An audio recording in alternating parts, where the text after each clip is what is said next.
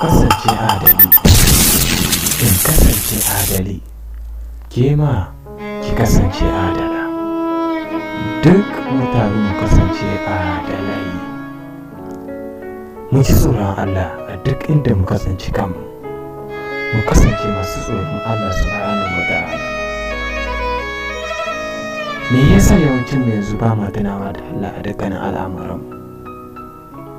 Mutum ne zai aikata sharri sai ya manta da Allah. Da zaran ya gama aikata wannan sharri sai ya tuno da Rabbi subhanahu wa ta'ala. Me ke kawo wannan abu? Shugabanni ku ji tsoron Allah, talakawa ku ji tsoron Allah. Duk mu taru mu kasance masu tsoron Allah.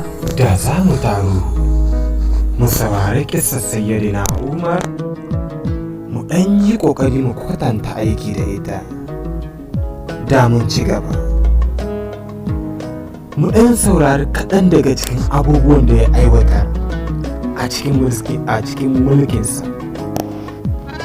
Mulkin sayyidina Umar mulki ne mai cike da ɗumbin al'ajabi, wanda yadda malamai ke ba da labarin mulkinsa.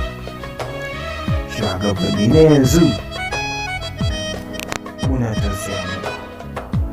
tausaya muku, don Allah ku daure ku dinga sauraron wa'azi, kai ku daure ku sauraron mulkin sayyidina Umar ya yayi da mulkinsa, ya yi gabatar da mulkinsa.